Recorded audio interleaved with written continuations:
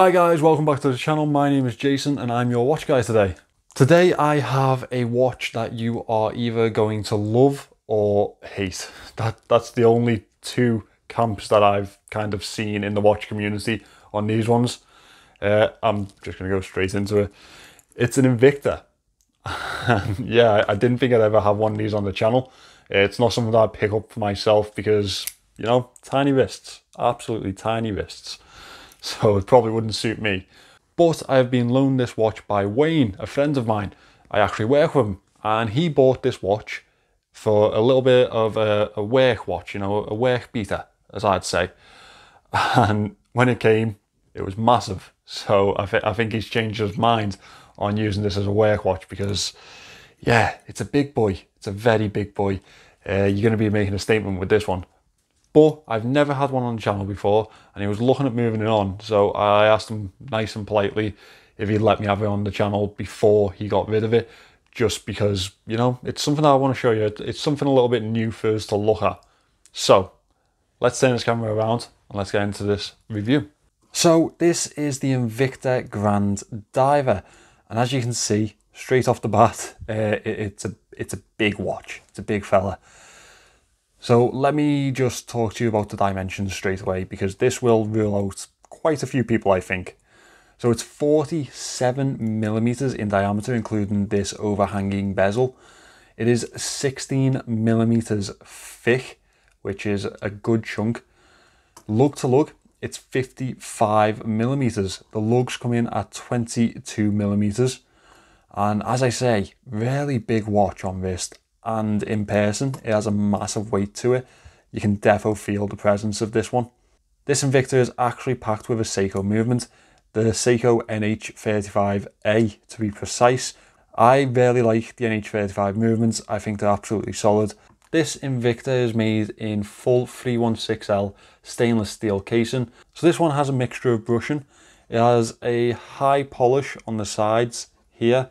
But on the lugs, I hope you can see that we have a circular brushing just there, which goes into the actual bracelet here, which has longitudinal brushing. So a mixture of brushing across this watch. We have a screw down crown with a good level of grip on this one. Obviously, two pull-outs for the time setting, as you would usually expect, and the first pull-out for the date, exactly as you would expect a usual NH35 to work. I'm sure you've had plenty of experience in them, just like myself. Now, this is also a signed crown. It's not signed with the actual Invicta logo, it's signed with this Grand Diver logo. I think that's what this is, what that signifies. As you can see here, the crown guards really flow with the case and then come out very sharply, protecting this here crown. Then also a high polish finish with the high polish finish at the side. As we move to the back of this watch, you can see this is a screw down display case back. You can see that NH35 with the Invicta rotor that you would expect to see on any automatic Invicta. A really nice bright yellow rotor. I'm actually a really big fan of that rotor. I don't quite know why. I think it's just a nice little flash of colour. Very unnecessary, but at the same time, it's nice to see a brand put their own imprint on a Seiko movement, I guess. Now, you'll have obviously spotted this already. We have a huge Invicta logo engraved on the side here. And on the opposite side, we have the Grand Diver logo. I will get to that later. Now, this is a 120 click unidirectional bezel. It has a green aluminium insert with really nice stainless steel effect accents on it. Now, it actually has a little bit of play in this bezel, which I was disappointed to find. The bezel does hang over the side of the case and enlarge this case diameter. Obviously, you wouldn't feel that on your wrist, however. So it does have a bigger look than it does feel. Not by very much, though. We have a 15-minute dive indicator to start off this bezel insert. And then we have 10-minute indicators at the 20, 30, 40 and 50 with batons at the 5s. We have this really enlarged triangle at the 12 o'clock with a loom pip in the center. This casing is finished by this mineral crystal. It is not sapphire, and we have a cyclops over the date here, which I'm not always the biggest fan of. Now, as we move into the dial of this watch, it is a much nicer dial than I first expected to find on this. It has a nice sunburst type of effect that catches the light very nicely, as you might be able to see there. It turns this black dial into a nice sort of subdued grey dial. We have a white minute track around the edge of this dial here printed. We have applied indices with stainless steel surrounds on them. We have a triangle at the 12 o'clock, circles at the rest of the indices aside from the 9 and 6, which are batons. Obviously we have the date window at the 3 o'clock here. Now it has a really nice sort of aged loom type of look to the finish of the indices, which I quite like myself. I think that's a good look on some watches. At the 12 o'clock there you can see the metallic effect Invicta logo, followed by Grand Diver. Down above the 6 o'clock here, we again have that Grand Diver logo with 300 meters water resistant below that. Now obviously the casing, the screw down crown and the screw down case back provide this watch with a very functional 300 meter water resistance rating, which I think is pretty solid for the price that you're going to pay for this watch. I mean, if you can pick this up for £100, I think you're doing pretty okay, considering it's got a 300 meter water resistance rating. It's a brand that you're going to know, and it's an NH35 movement. It does have some downsides, as you're probably going to expect, but it is a solid build in a watch. And if you do have a bigger wrist and you have a liking for bigger watches, it is a good option for you. Now we have a really elongated style handset here, an arrowhead sort of handset. That has the same type of effect as the indices, so it flows really nicely with the dial. It has that sort of aged type of loom effect on it. These are loomed handsets and these are loomed indices. I'll show you the loom shot in a second. We have a lollipop second hand to finish off this handset with a really nice Invicta logo on the counterbalance. I quite like that. That's a little bit of quality, I think, in this watch.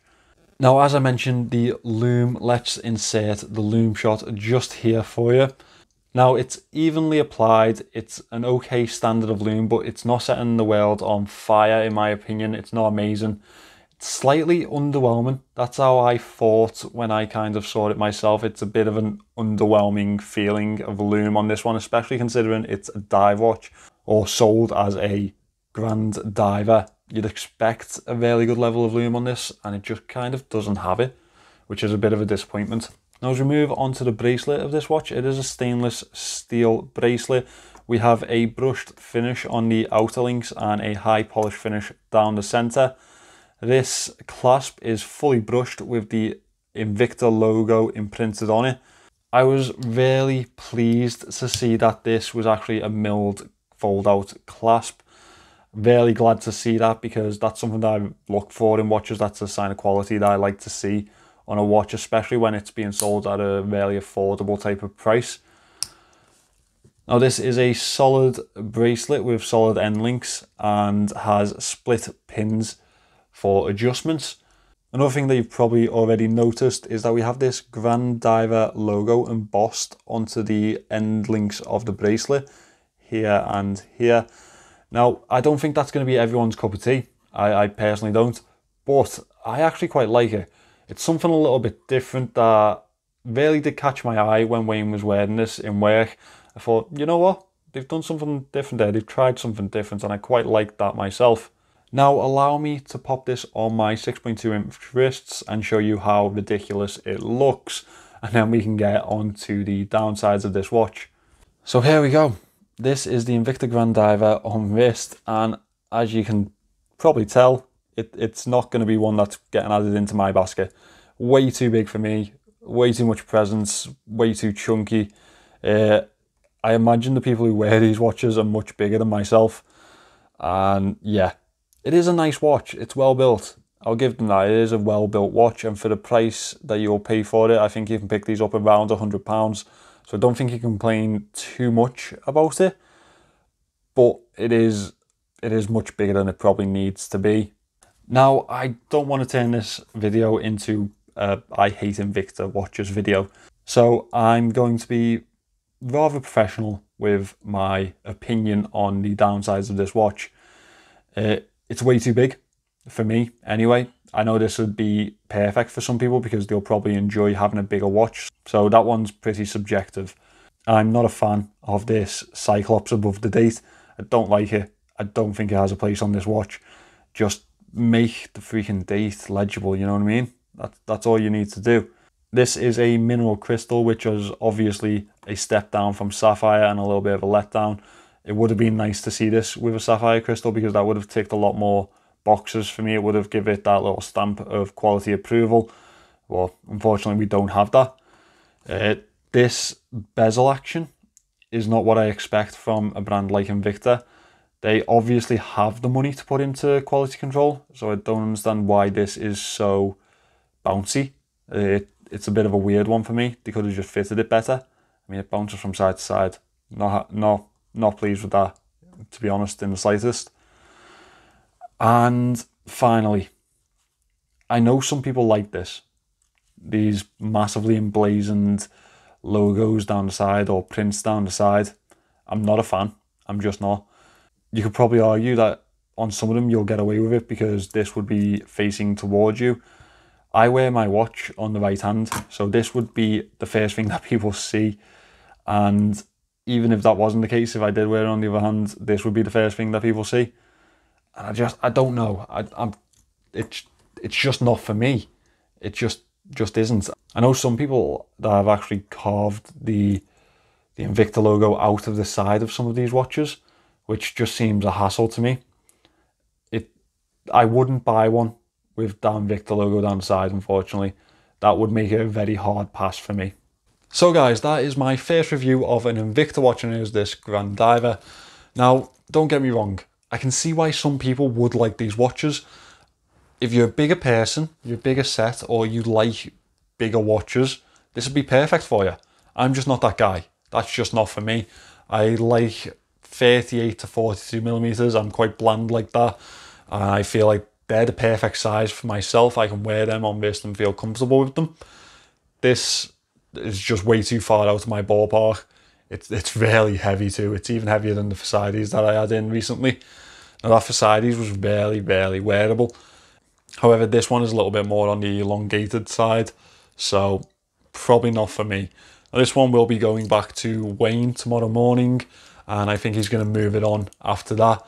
I've left a affiliate Amazon link, if I can find one, in the description for you if you wanted to buy this watch. I think they come up around 100 to 150 pounds. So if it's something for you, use that link. Supports the channel. Thank you very much. Now, Wayne paid £100 for this on Joma Shop, I think. You probably still pick them up there if you were interested in them. I don't have an affiliate link, so jomashop.com, I think. Yeah, go and use them. After I've got this back to Wayne tomorrow and he's moved it on, I'm going to try and convince him into buying a nice little 40mm dive style watch. I've got a few in mind, so I'll let you know how that goes. Thank you for watching this, guys. Please remember to subscribe to the channel, and I will see you in the next one.